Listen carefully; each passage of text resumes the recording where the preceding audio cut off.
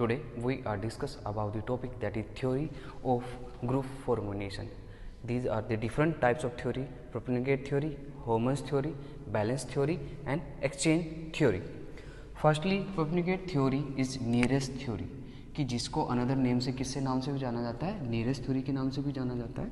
इसके अंदर nearest theory, propagate theory सबसे ये हमारी बेसिक थ्योरी है, जो हमारी कॉमनली यूजेबल थ्योरी हमारी इसके अंदर आती है। बेसिकली हमारे नियरेस्ट थ्योरी के नाम से भी इसको जाना जाता है।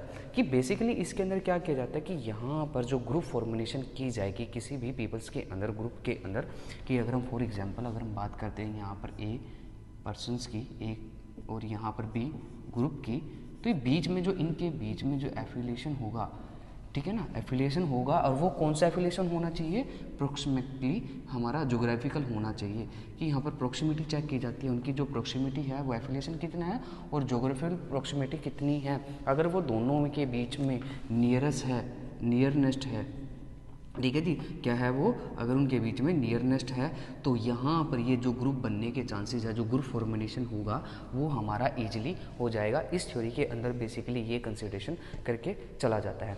इसके सबसे बड़ी इसकी ड्रॉबैक क्या है कि ये एनालिटिकल नेचर नहीं है। अगर इसकी बात, अगर नेचर्स की बात करें हम, अगर जो इसकी नेचर है वो किस तरीके की नहीं है, एनालिटिकल वे में नहीं है। अगर हम कंपैरिजन वे में अगर इसको करके चलना चाहे तो सबसे बड़ा ड्रॉबैक ही यही है कि ये एनालिटिकल नेचर की नहीं है, ये बेसिक है हमारे, जिसके अंदर कि अगर हमारा फॉर एग्जांपल कि यहाँ पर एक एग्जांपल क्या देता है कि यहाँ पर एक क्लासरूम ए है एंड क्लासरूम 2 है, ठीक है जी। अगर यहाँ पर फर्स्ट लाइन में जो बच्चा बैठा है और सेकंड पे जो बच्चा बैठा है, इन दोनों के में नियरेस्ट है, तो यहाँ पर इनके बीच में एफिलिएशन और प्रोक्सिमिटी ज़्यादा है, तो इस वजह से इनके बीच में रिलेशनशिप अच्छा रहेगा, तो ग्रुप फॉर्मेशन इजीली बन जाएगी। बट अगर हम बात करें कि यहाँ पर पर्सन ए है और पर्सन बी यहाँ पर बी है, अगर इन दोनों के बीच में नियरनेस क्या है, कम है, अगर डिफ्रेंशिएट ज़्यादा आ जाता है, नियरनेस नहीं है, तो यहाँ पर जो ग्रुप है वो इतना इफेक्टिवली तरीके से वर्क नहीं करेगा। इस वजह से यहाँ पर ये एनालिटिकल नेचर की नहीं है, सबसे बड़ा इसके अंदर ड्रॉबैक ये है।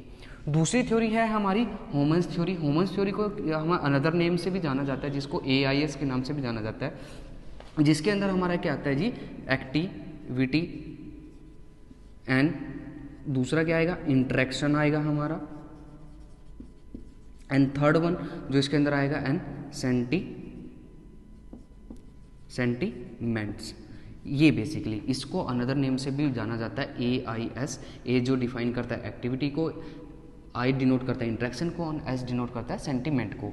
इसको जो बनाया था वो जॉर्ज जी हमारे होमन्स थे, जिन्होंने इसको क्या किया था, डेवलप किया था इस थ्योरी को। ये हमारा इससे एक अनदर एडवांस में अगर हम लेके चले उसके बीच में आता है कि यहाँ पर ये कहता है कि एफिलिएशन को ही नहीं, कि फर्स्ट थ्योरी के अंदर सिर्फ क्या किया जाता था, सिर्फ एफिलिएशन को ही क्या किया जाता था, कंसिडरेशन दी जाती थी, कि क्या की जाती थी वहाँ पर सिर्फ एफिलिएशन को ही कंसिडरेबल किया जाता था। यहाँ पर ये कहता है कि यहाँ पर जो ग्रुप के अंदर जो ए पर्सन है और एक ये बी पर्सन है, अगर इन दोनों के बीच में सिर्फ एफिलिएशन की वजह से ही रिलेशनशिप बिल्डअप नहीं होगा, वो एफिलिएशन किसकी वजह से होगा, हमारा फिजिकल अप्रोक्सीमेटी से रिलेटेड होगा, और यहाँ पर जो इंटरेक्शन किया जाएगा वो एक्टिविटी बेस पर और इंटरेक्शन बेस पर और सेंटीमेंट बेसिस पर भी किया जाएगा। इसके अंदर एक डायग्राम है जो हमारा होमन्स है, हमारे थ्योरम है, उसके अकॉर्डिंग बनाया गया है कि यहाँ पर क्या किया गया है कि यहाँ पर फर्स्ट वन सबसे पहले ए मीन्स ये किसको डिफाइन कर रहा है, यहाँ पर एक्टिविटीज़ को डिफाइन कर रहा है, और यहाँ पर एस, यहाँ पर आई आएगा, इंट्रैक्शन आएगा,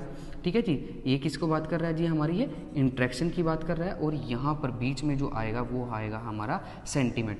कि इन दोनों के बीच में सबसे पहले वो एक्टिविटी बेस पर क्या होगा, एक पर्सन्स के बीच में इंट्रैक्शन होगा, वो इंट्रैक्शन कहाँ जाएगा, सेंटीमेंट पे जाएगा, कि सेंटीमेंट पे चेक करेगा कि वहाँ पर उसकी फिजिकल प्रोक्सिमिटी चेक की जाएगी कि वो रिलेशनेबल है या नहीं है कंसिडरेबल, तो उसके बाद वो दोबारा से एक्टिविटी बेस पर काम करेगा। ये हमारे डायग्राम है जहाँ पर activity based sentiment and interaction with sentimentation basis पे यहाँ पर क्या किया जाता है, वर्क किया जाता है। इसी को हम बोलते हैं मॉडल ऑफ AIS थ्योरी। इसको मॉडल भी बोला जाता है, AIS मॉडल भी बोला जाता है। इसकी सबसे बड़ी ड्रॉबैक ये थी कि नोट एनालिटिकल वे में नहीं है, ये हमारा एनालिटिकल वे में है, ये activity base, interaction base and sentiment basis पे ये क्या किया जाता है, होमन्स थ्योरी हमारी डिस्क्राइब की गई है। अगर हम बात करते हैं थर्ड थ्योरी की, जो थर्ड हमारी बेसिक थ्योरी है वो कौन सी हमारी बैलेंस थ्योरी है। ये हमारी सिंपल थ्योरी है, इसको सिंपल थ्योरी बोल सकते हैं, ये हमारी कॉम्प्लेक्स थ्योरी है, ये हमारी क्या है, हमारी बैलेंस थ्योरी है, जिसके अंदर हमारा सिस्टमेटिकली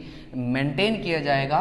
और वो किस किस चीज़ को मेंटेन किया जाएगा, यहाँ पर अट्रैक्शन एंड एटीट्यूड को, कि अट्रैक्शन एंड एटीट्यूड को किया जाएगा। इसको जो थर्ड हैंड न्यूबर्ग ने इसको क्या कहता है, डेवलप किया था। कि सेकेंड थ्योरी की जब हम बात करते हैं कि यहाँ पर थ्री हमारे एलिमेंट जो वर्क करते हैं, एक्टिविटी, इंट्रैक्शन एंड सेंटिमेंट, कि यहाँ पर ये सभी तीनों जो हमारे एलिमेंट है, ये सभी पीपल्स के लिए, सभी ग्रुप मेंबर्स के लिए क्या करते हैं, सेम इम्पैक्ट डालते हैं, सेम इफेक्ट डालते हैं। बट बैलेंस थ्योरम क्या कहते हैं, कि बैलेंस थ्योरम ये कहते हैं कि यहाँ पर पर्सन ए, कि ये इंडिविजुअल एक पर्सन है और यहाँ पर ये बी इंडिविजुअल है, इन दोनों के बीच में जो इंटरेक्शन होगा, कि इन दोनों के बीच में जो इंटरेक्शन होगा, वो रिलेशनशिप होगा, वो किस बेसिस पे होगा, अट्रैक्शन एंड एटीट्यूड बेसिस पे तो रहेगा। लेकिन इनके बीच में जो कोऑर्डिनेशन बनेगा, वो कोऑर्डिनेशन बनेगा जी सी। अब ये सी क्या है जी, इस सी को हम डिफाइन करते हैं हम common base value.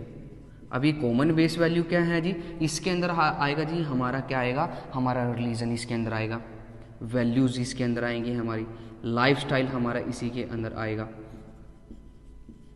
Living of standard भी इसी के अंदर आएगा, कास्ट रिलीजन भी इसी के अंदर आएगा।